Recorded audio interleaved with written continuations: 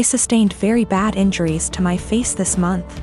I'm in the stage of healing when the scar tissue has formed, but it's still very tender new skin. I'm going to have very obvious facial scarring for the rest of my life. The injury starts about an inch above my hairline, goes down over my brow so that on part, hair will not grow. It continues down my cheek where it is deepest. I'll always probably have an indentation in the fullest part of my cheek. Then it continues to my jawline. In some ways it's okay. I'm happy it's just cosmetic damage. My friends are super reassuring, telling me how badass and sick it's gonna look.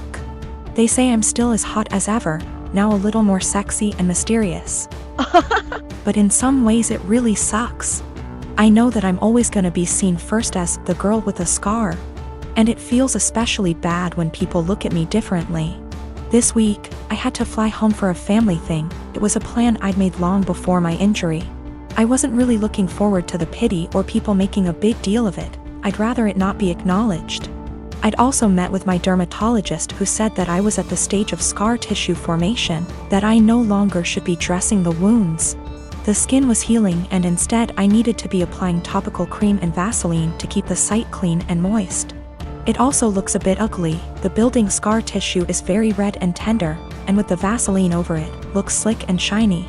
So I get on this flight, I have the window seat and I put on my headphones and drift off to sleep when the plane is still boarding. I wake up to this kid, maybe 4 years old, sat next to me, throwing a tantrum.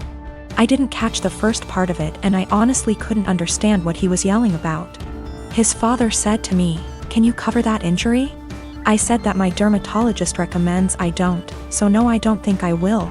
He started snapping at me saying, "There is no need to be so rude. That injury is graphic and it's scaring my little one." I said, "This is my face. The only damn face I've got. It sucks being told I'm so ugly I can't show my goddamn face in public." He started to backtrack saying, "Just until it's healed," and I said, "It'll always be with me. Maybe teach some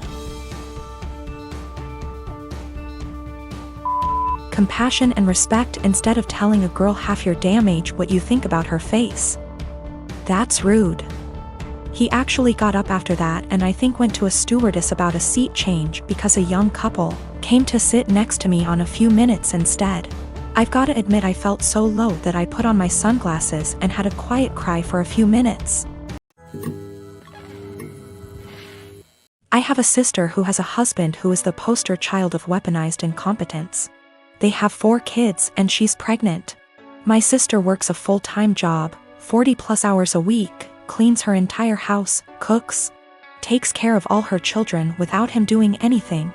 It is seriously mind-blowing that she wakes up at like 4 a.m., cooks breakfast, does chores, gets all of her kids ready for school, takes them all to school and daycare, and all he does is stay home and work. And when his kids get home, after my sister picks them up, of course, he will play with them for a little and play video games until he falls asleep. She actually makes more than him. My fiance and I had to stay with them for 6 weeks while our home was being renovated, and since we both WFH, we helped her, and it is amazing how much happier she is when she has help. I helped with the kids and my fiance even drove her to doctor's appointments. Her husband literally only acknowledges he is a parent when his family is around, then he is a God-fearing, hard-working father of 5. He is the one that wanted more kids. She wanted to stop after her last baby, but he needed more boys. I am seriously concerned not only for her, but her kids as well, because now her oldest is seeing what's happening and trying to help, but my sister is prideful and refuses to let her child do anything.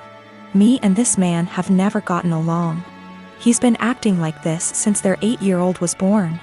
I've tried talking to her about leaving, but she doesn't want her kids to grow up in a broken home. And unfortunately her experience with our parents' divorce was completely different than mine, so she doesn't understand that a divorce would benefit her kids here because she thinks they need their mom and dad together. Cut to this past weekend, her and her husband threw a pre-Thanksgiving potluck where our entire family plus his was there. I stayed with my sister a few days before because I knew he wouldn't help. So we're at dinner all talking, and I mention we are trying for a baby, and my brother-in-law makes an offhanded comment to him about how hard fatherhood is. And I snapped and said, "Like you would know." He looked taken aback and asked me what I meant, and I unloaded on him. calling him a pathetic excuse for a man who makes my 8 months pregnant sister do everything for their family. I went off for a solid 10 minutes and he sat there shrinking in his seat. I left. Last night my sister called me and thanked me for standing up for her and told me she appreciated me. Although today I got a very nasty text from him telling me I'm a terrible person and because I lied in front of his family, his mom is angry at him and is moving in with them to help her out, and I've made him the laughingstock of his family. He certainly thinks so. When my sister, Annie, was 18 and I was 21, she got pregnant and had a daughter, Sophie. She developed what we believe was postpartum depression, but was never diagnosed as she refused therapy. When Annie's school started up again, our mother took on all childcare of Sophie. As Mom took on more childcare, Annie seemed more like her old self, happy, outgoing, generally mentally healthy. Then within 6 months of Sophie's birth, Annie got pregnant again with another girl, Laura, and the cycle of PPD symptoms. Mom taking over, and Annie's mood improving repeated. When Laura was 2 and Sophie was 3, Annie decided to move out of our parents' home, alone, and said she wanted our parents to adopt/raise her daughters. They said no. Annie said she couldn't take care of the girls as she had her own life and being a parent made her miserable. My husband and I already had 4 kids of our own, we'd bonded with the girls, and we had the resources for 2 more. So we offered to take them in, and Annie let us legally adopt them before moving about 8 hours away. It's been about 5 years, and the kids are doing well. It was a rough start, but we're now a stable, loving, healthy family unit. Sophie and Laura are 7 and 8, and Annie has recently lost her job and had to move back in with our parents. Annie has now asked for custody of Sophie and Laura.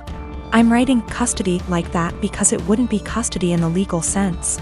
As she willingly surrendered all legal rights to the girls and can't get them back, we checked with a lawyer. However, Annie wants the girls to live with her. Initially she said she wanted them full-time and to legally adopt them back from us, which we obviously refused. Then she offered a compromise of alternate weeks, so 50//50 custody. Again, we refused. Given her insistence, we don't even want her around Sophie and Laura. So we've not been going by my parents' house as we typically do. It's been a month of constant badgering, insisting we let Annie bond with her daughters and allow her to at the very least take them for overnight visits, saying that Annie had PPD 5 years ago. And now she's ready to be a parent. I've responded that we are not babysitters, we are Sophie and Laura's parents. They're in a good place and this will be detrimental to all 6 kids. And Annie doesn't get to step in now when she never stepped up in the first place. The response from my parents and Annie is that I'm being unsympathetic to her PPD and I should let her at least have a chance, rather than deem her unfit without giving her a chance to prove herself. Plus, given that we already have 4 kids other than them, Sophie and Laura could probably do with a smaller household, and saying we're being unreasonable for not allowing Annie to bond with her kids. I am a 30-year-old male, and I got married 2 weeks ago. I was married before, but it ended after I found out that my older brother Thomas, 34 years old, got involved with my first wife. It was devastating because we were close and had a great relationship. I also helped him so much while he was struggling, and seeing how he repaid me hurts to this very day. I stopped talking to him and Mom and Dad forced me to keep it a secret, and because I was too weak to argue with them, I just kept my own distance. Then I met my now wife. My family loved and embraced her as their own. Mom and Dad treat her like a queen, which helped repair and solidified my relationship with them. However, as the wedding was approaching, they told me they expected me to invite Thomas. I of course refused, but they kept guilting me about what the relatives and other guests would think and say when they don't see Thomas there. I fought with them about it till the day of the wedding. Turned out they'd invited him behind my back, but I found out and stopped them in time. They came to the wedding looking pissed, asking what we were going to tell people when they ask about Thomas. I told them I'd take care of it. And what I did was take a moment while everyone was paying attention, grabbed the mic and flat out announced this and said, "The reason I didn't invite Thomas to my wedding is because I was worried he'd steal my now wife just like he stole the first one." I said it playfully to not make it sound so tense, but most of the guests looked shocked and started mumbling. Then it went awkwardly quiet for a moment. Then we moved on, but I saw Mom and Dad walk out while looking at me grudgingly. Later, they started lashing out about how I just exposed Thomas and caused him to be shunned by the family in the most hideous of ways. I told them that I already said I didn't want him there, yet they tried to push him on me repeatedly, saying, "What are people going to say?" So I told them the reason why he wasn't there in a playful way, but they, the guests, still got the message. Mom started yelling about how everyone will now look down on and shun Thomas. She called me pathetic and cruel for still punishing him and gradually ruining his life despite him apologizing and trying to reconcile. But in my opinion, some things are just unforgivable. We've been on horrible terms since then. My wife said at least now they're off my back about what people would say about not inviting him.